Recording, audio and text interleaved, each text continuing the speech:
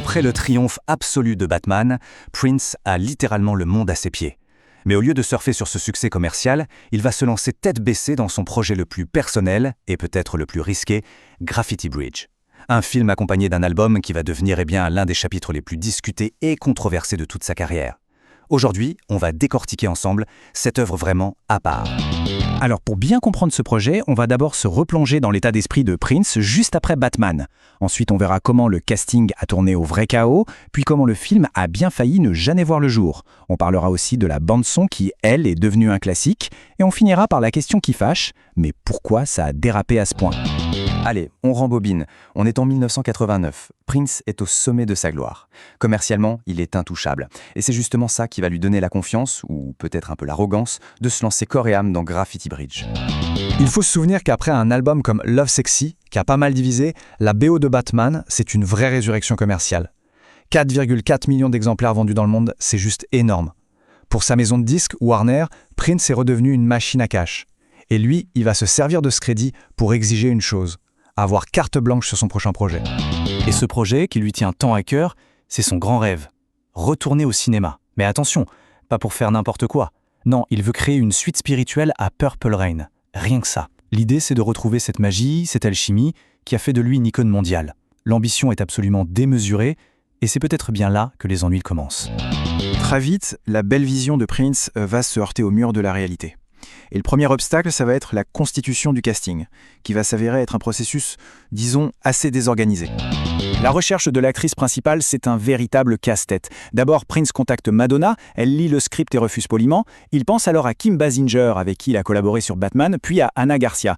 Et puis, coup de théâtre, il choisit Ingrid Chavez, une poétesse très talentueuse, certes, mais qui n'a pas la moindre expérience en tant qu'actrice. C'est un choix qui va laisser tout son entourage professionnel complètement perplexe. Et cette décision, en fait, elle donne le ton pour tout le reste du casting. Au lieu de s'entourer de stars confirmées, Prince va piocher dans son cercle de proches. À part Maurice Day, qui fait son grand retour, les rôles sont distribués à des amis, à des musiciens, mais pas vraiment à des acteurs. Le projet, qui se voulait une super production, commence à ressembler à un film de famille. Et des grands noms comme Patti LaBelle, Un temps pressenti, disparaît du générique. Forcément, avec un casting aussi peu expérimenté et une vision qui devient de plus en plus personnelle, de plus en plus hermétique, les problèmes ne tardent pas à s'accumuler. Et c'est toute la production qui se retrouve en danger. Cette citation d'Arnold Stiefel, l'un des producteurs, elle résume parfaitement l'inquiétude qui monte chez les financiers. Le casting de stars qui était espéré au départ s'est transformé en un projet d'initié. La confiance dans le potentiel commercial du film commence à ce moment-là à s'éroder sérieusement. La vraie douche froide, elle arrive lors d'une projection test. Le public déteste. Les notes sont catastrophiques. Chez Warner, c'est la panique générale. Ils refusent de sortir le film en l'état. Ils exigent des coupes, des remontages, un vrai travail d'édition. La sortie estivale est annulée, repoussée. Pour Prince, qui a tout misé sur ce projet, c'est une véritable humiliation. Mais au milieu de ce chaos, il y a la musique. Et l'album Graffiti Bridge, c'est vraiment une œuvre à part entière. C'est dense, c'est riche, c'est rempli de collaborations incroyables. C'est peut-être là, en fait, que la vision de Prince a pu s'exprimer le plus librement, sans les contraintes d'un tournage. Et le décalage est énorme. Après les tubes pop-rock de Batman, Prince livre un album beaucoup plus introspectif, très spirituel, un peu dans la lignée de Love Sexy. Forcément, pour sa maison de disques qui espérait un succès facile auprès du grand public, c'est un pari commercial hyper risqué. Cette musique, ce n'est tout simplement pas ce que les fans attendaient à ce moment-là.